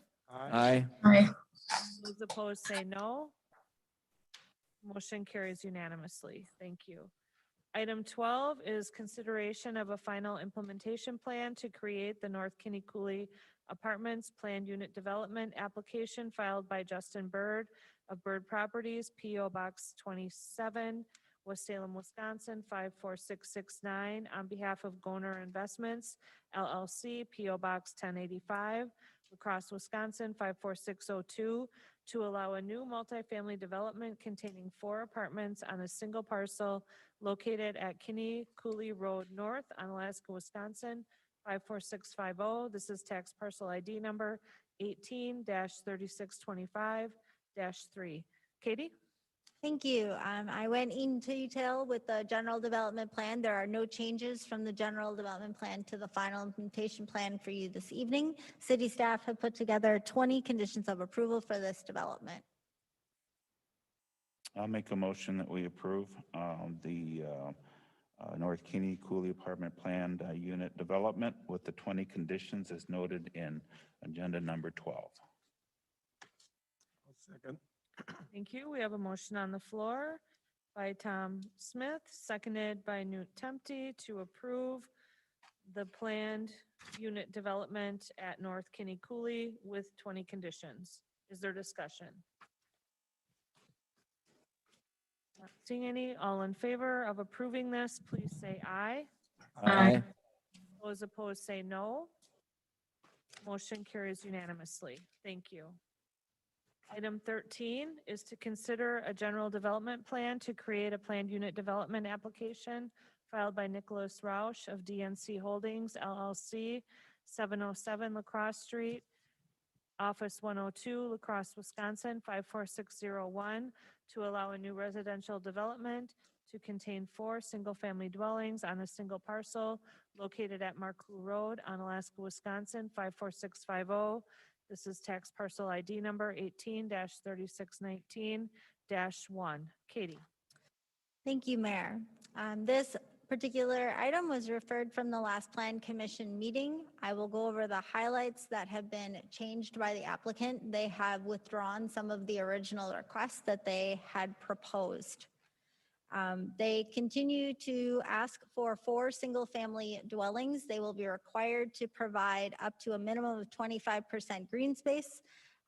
Today, they are showing 57% green space for this development. There are no proposed deviations. They have maintained the yard setbacks. The applicant is requesting that the UDC section 13.02.25-1 requiring the minimum 25-foot and the maximum 40-foot setback for the R3 district be waived due to the parcel shape and limitations on the driveway construction so that the homes in front may be closer to than 25 feet by approximately 3 feet. And the homes in the rear are proposed at approximately 192 feet from Marco Road that would exceed our maximum allowed street yard setback. City staff are in support of this request due to the reasons noted previously. This development will meet all other setbacks, rear, side, and between buildings as required by the Unified Development Code. The previous driveway setback where they had requested to reduce that is no longer. The applicant will be required to have a minimum of a driveway installed 10 feet at a minimum, again, from the setback. It could be further, but it would have to maintain the minimum 10. And they've also no longer are asking for architectural transparency requirements. They will be required to meet all aspects of our R3 design standards. City staff have put together a total of 17 conditions of approval for this development. Thank you, Katie. What is the pleasure of the commission? I'll make a motion to accept the general development plan for the planned unit development filed by Nicholas Roush of DNC Holdings, LLC, 707 Lacrosse Street, Lacrosse, Wisconsin, 54601, to allow a new residential development to contain 4 single-family dwellings on a single parcel located at Marcoux Road, Onalaska, Wisconsin, 54650, tax parcel 18-3619-1, with the 17 conditions recommended by staff. Second that. Thank you. We have a motion on the floor by Craig, seconded by Skip to approve the planned unit development with the 19 conditions. Is there discussion? Tom? Yeah, I'd like to, I'm back and forth in this one for quite a while, and I was the one that referred this, that we delayed this from last month until we had a little bit more information. First of all, I want to thank Mr. Rosh for coming back, and there was definitely some concerns, still will be some, but there were some concerns regarding some of the requirements that he was asking, and he did come back and basically come pretty close to requiring, following all of the standards with a minimal exception. So looking at that and getting my questions answered, I'm much more comfortable in supporting this now than I was last month. So I will be supporting this. Thank you, Tom. Jan? Same thing. Thank you for speaking to the neighbors or addressing the concerns that were brought up last time. I have 2 things. One statement that I still think the character of the neighborhood to me does not support 4 units. I could definitely support 2, but I understand that the zoning will allow for 4. I'm sorry for that because I think the 2 would be better. I just don't think it fits into the neighborhood. And secondly, my question is for the fire chief, because of the steepness of the driveway, should we recommend sprinklers?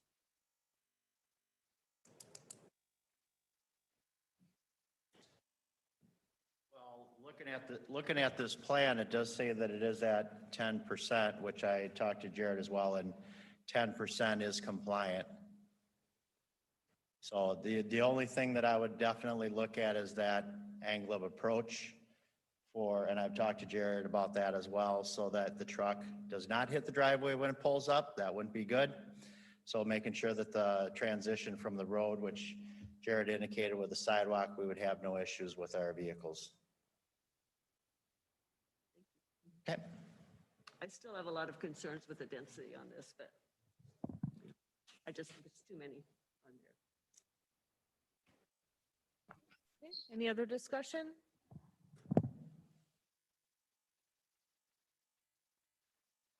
Okay, not seeing or hearing any. The motion on the floor is to approve the plan unit development with the 17 conditions. All those in favor, please say aye. Aye. Aye. Those opposed say no.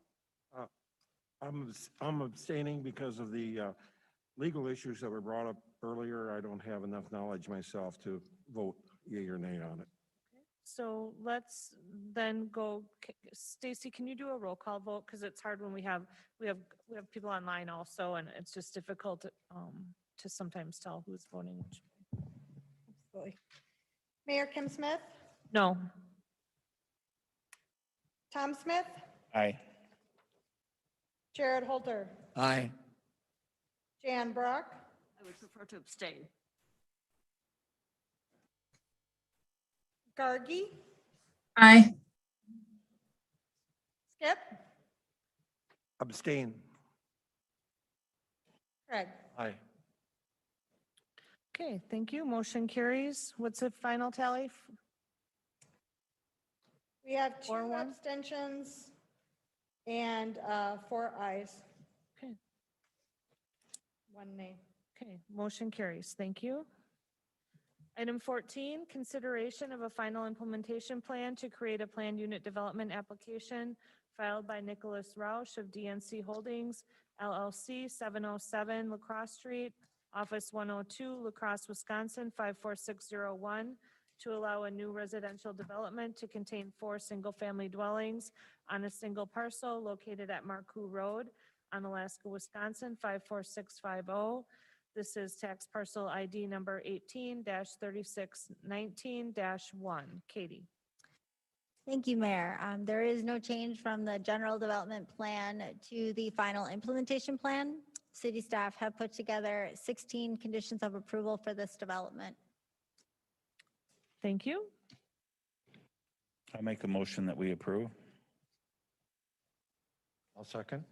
Okay, we have a motion on the floor by Tom, seconded by Craig, to move the planned unit development to its final implementation. For the final implementation plan to create the PUD application, there are 16 conditions. All those or is there any discussion? Not seeing any. The motion is to approve with the 16 conditions. All those in favor, please say aye. Aye. Those opposed say no. Motion carries unanimously. Thank you.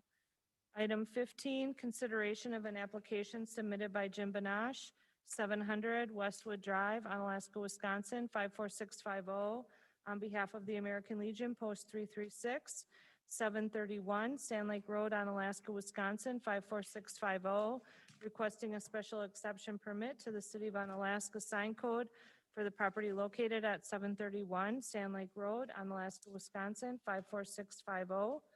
Katie. Thank you, Mayor. The applicant is requesting to install a 35-foot high flagpole with a 6 by 10-foot flag in the northwestern corner of the parcel adjacent to the baseball diamond as shown in the map provided by the applicant. According to section 14.02.23B10, flag shall not exceed 25 square feet per face, and the maximum height of a flagpole in this district shall be 25 feet. Included in the packet are the review criteria. The first, what particular provisions that the flagpoles cannot be greater than 25 feet in height nor larger than 25 square feet per face. Special considerations and circumstances preventing compliance with the ordinance. Applicant states the current use of the property as a baseball diamond restricts flag placement. Placing the flag beyond the outfield fence will allow spectators and players to see the flag, which is difficult with the current placement. Applicant also states that a larger height would improve the visibility. Previously, the city did not regulate flag sizes or flagpole heights. The particular burden is that the current flag is not fully visible, and players and spectators during the playing of the national anthem will have limited visibility. And the minimum extent, they are requesting a 10-foot deviation from the maximum allowable height and a 35 square foot deviation from the allowable square footage of the sign face. City staff is proposing consideration of the special exception application. Thank you, Katie. What is the pleasure of the Plan Commission? I'll make a motion that we approve the request for the installation of a 35-foot flagpole by the American Legion. I'll second that. We have a motion on the floor by Skip, seconded by Craig to approve the request for the 35-foot pole and the larger flag. Discussion. Craig? Where are we trying to get visibility to? That extra 10 feet's going to buy us. Yeah. There's representatives in the audience if you want to have them answer questions. I'm just a little curious. Right now, we have a scoreboard that's 24 feet high.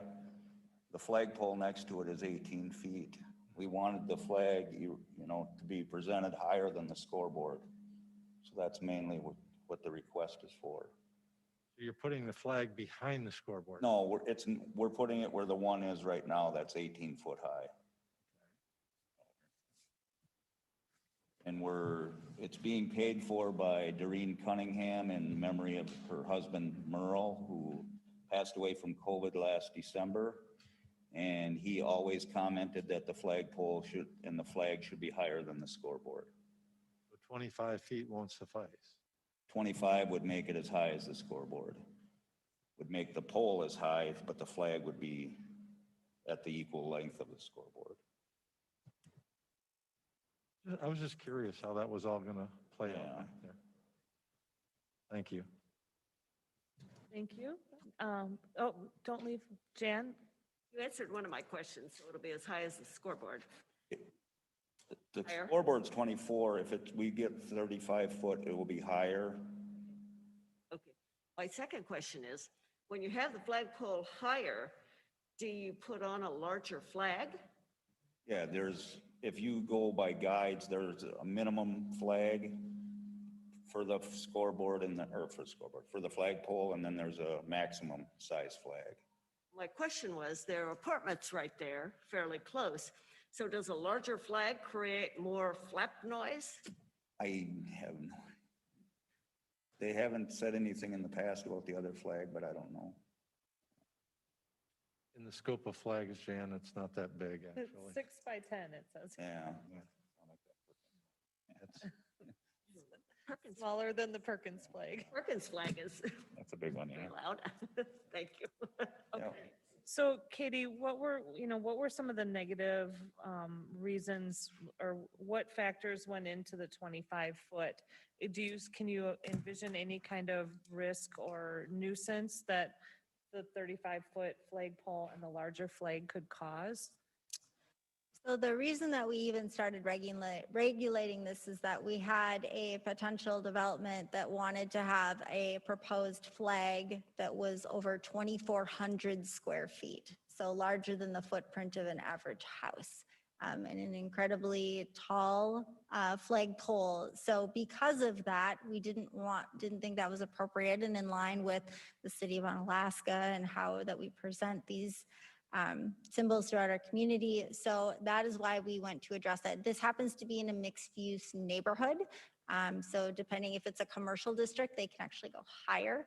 It's the primary of we're trying to be respectful of the neighborhood.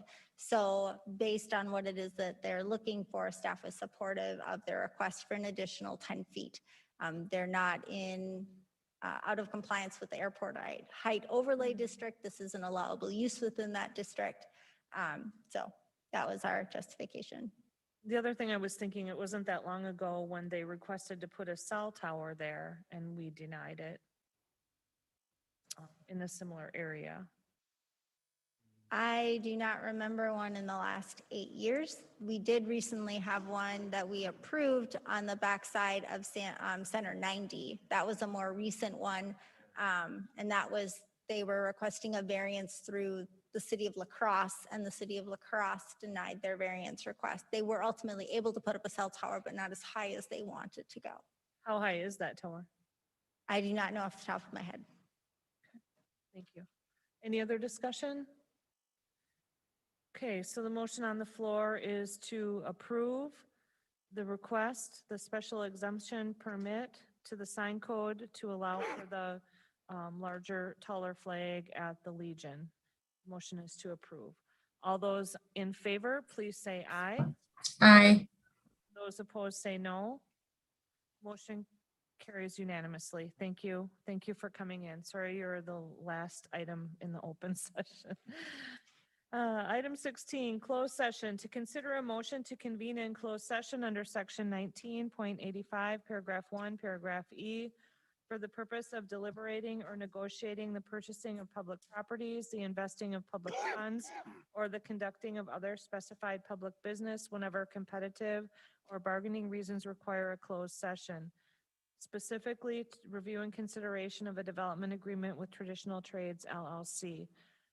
So I'll consider a motion to go into closed session. I'll make a motion to go into closed session under section 19.85, parent 1, parent E. Second. So we have a motion on the floor to go into closed session. Motion was made by Craig, seconded by Tom. Voting will be by roll call. Do you want to do it, Sue?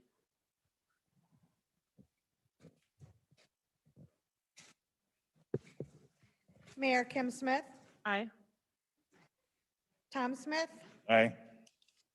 Jared Holter, Aye. Jan Brock. Gargi, Aye. Skip, Aye. and Craig. Aye. Thank you. We are in closed session. The time is 9:02.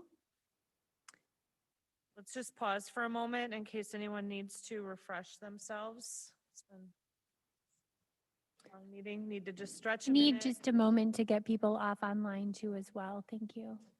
We do need Gargi, and Adam Aspenson is also on via Zoom, so. Okay, It's a side so Gargi, are you there? Yes, I'm here. So if you just need to take a quick break, go ahead and do that, and then we'll start in a couple minutes. Thank you. I think I'm good.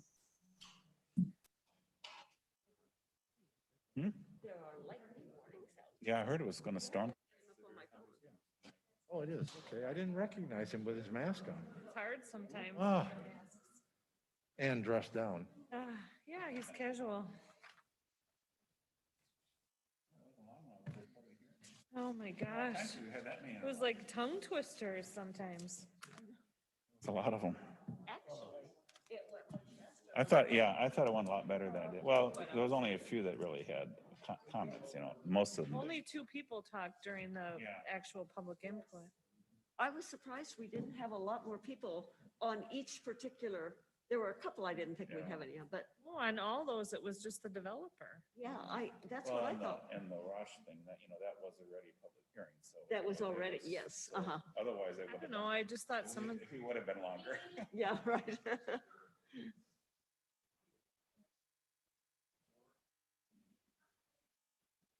Dan with your mask on and dressed down like that, I didn't even recognize you.